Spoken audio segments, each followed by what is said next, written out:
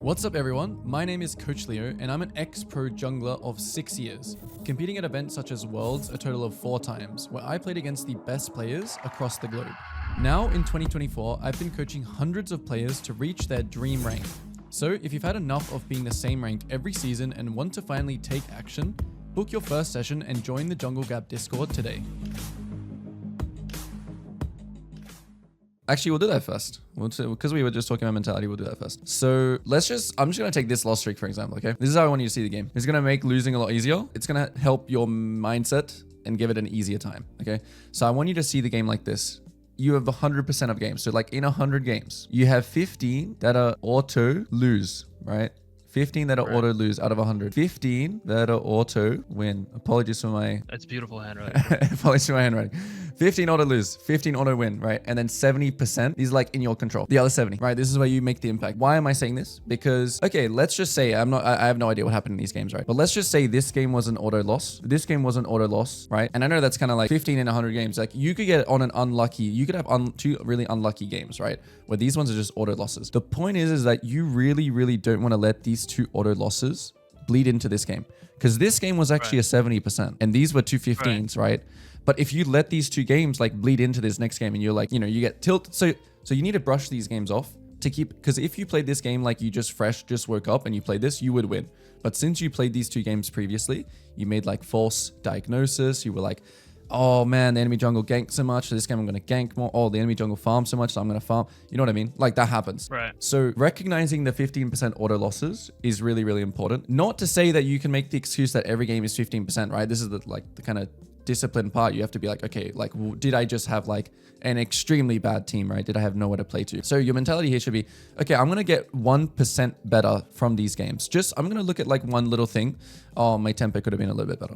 Okay, this game, I could have like killed this guy if I performed like mechanically a little bit better. So I get 1% better from these games, right? But I just brushed them off. I just forget they existed. And then when I come into this game, I'm still like chilling. I'm like, okay. And I know that's like way harder said than done. So I'll talk about the next thing, the 15% auto wins, right?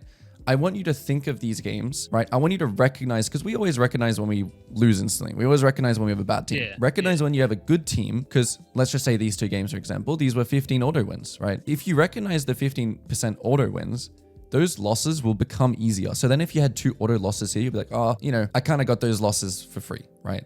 Or I got those wins for free. So then like this whole game becomes like a math game of like, okay, how many out of those 70 that actually matter? How many of those 70 games can you be in a neutral mindset and win them, right? How can we consistently perform in these 70% of games? That's like the whole mindset and mentality kind of thing of climbing and league. And strategies, you know, if you do get like some unlucky games, right, you got to know yourself, right? So if you have to ask yourself if you're tilted or not, pretty good indication that you probably are. So if you get to this game right here and you're like, I'm not tilted, I'm going to play again. Right? That's pretty good indication you're probably tilted, right? So you're going to have like strategies like, oh, you know, after 3 games, I log on a Smurf and I just mess around and I play this champ. Or after 3 games, oh man, I don't even feel like playing League anymore. I'm going to just take a break. Usually we do feel like keep playing, right? After 3 losses, we're like, damn, I got to play again. I got to queue up so bad. Yeah. So it's like, just log on a Smurf and have this game. Because in that 70% of games, we want really high quality games. We want to only play like 3 champions. I don't want to see like this many champions. I want to see like these 3.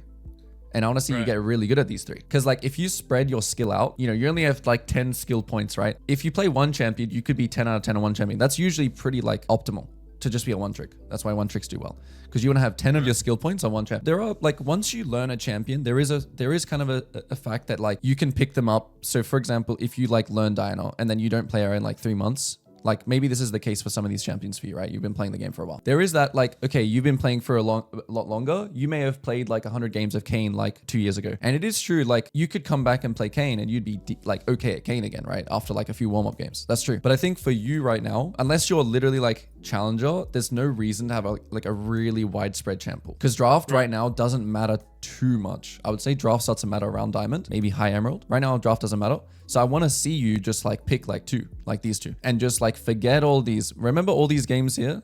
When you have that loss streak, what happens? What happens if you have, okay, you're playing some random champs here as well.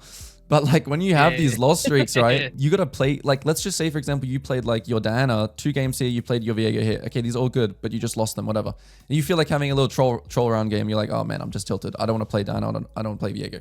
Just go play this game on a Smurf. right? Just go play Right. this game on a Smurf and save yourself. Not to say like you may have won this game, right? But like the thing is like you're just putting yourself at a disadvantage by not playing one of your main high quality games, right? High quality reps is what we're after because it's about consistency. We need to play consistently in that 70%. Right. So yeah, I think this is that's pretty much everything I need to cover. Any questions about mindset, mentality? Not really. Nah, I definitely understand what you're saying, especially with like the champion pool. Yeah, we instantly. So right now what we're gonna do is we're just gonna say which champs you want to play. You're gonna pick 3 max.